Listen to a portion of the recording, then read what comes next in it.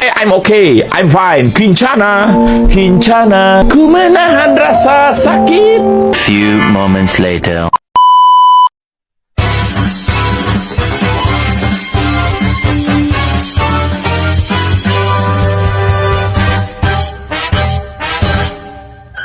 Assalamualaikum warahmatullahi wabarakatuh. Kembali lagi dengan saya Anissa Humaira, kelas 3F, nomor absen 35 dengan NIM 220240256. Di sini saya membuat video tentang pentingnya personalisasi dalam pesan komunikasi pemasaran dan apa teknik yang digunakan untuk mencapai personalisasi tersebut.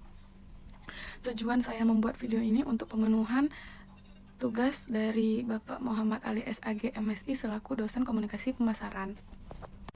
Nah, sebelum itu saya ingin membahas tentang apa itu personalisasi.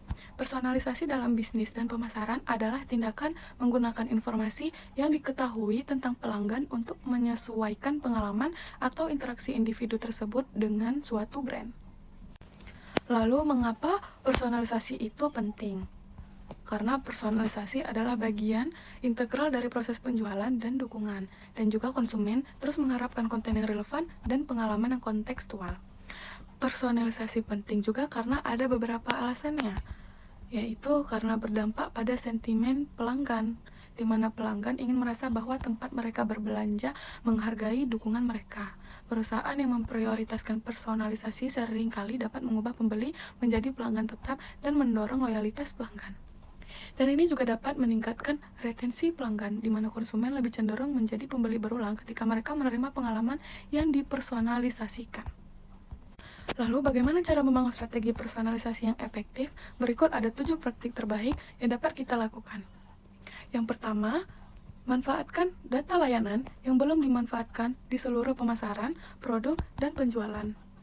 Beberapa jenis data pelanggan berbeda yang dapat dan harus dikumpulkan oleh perusahaan meliputi identifikasi pribadi, misalnya nama, alamat, atau tanggal lahir.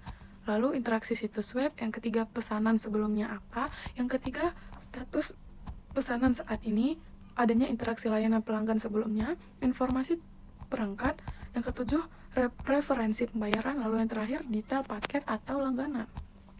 Lalu strategi yang kedua, membuat rencana untuk melindungi privasi data pelanggan, di mana beberapa praktik terbaik privasi data umum yang harus Anda ikuti terlepas dari lokasi bisnis atau pelanggan, yaitu meliputi mengumpulkan data penting, mengenkripsi informasi sensitif, menginstal firewall dan perangkat lunak yang antivirus, menjaga sistem Anda agar tetap mutakhir.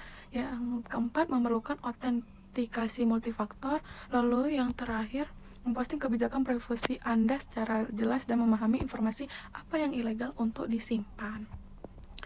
Lalu ada strategi yang ketiga, yaitu memberikan dukungan proaktif, di mana untuk mencegah masalah tertentu semakin parah atau terjadi, pastikan untuk referensi konteks sejarah, tinjauan riwayat pembelian, nilai artikel pembelian, tinjauan riwayat pembelian, lalu memberikan dukungan pada platform yang sering digunakan oleh pelanggan atau segmen firmografis tertentu. Lalu strategi yang keempat, memanfaatkan sentimen pelanggan untuk menyesuaikan pengalaman pelanggan. Lalu yang kelima,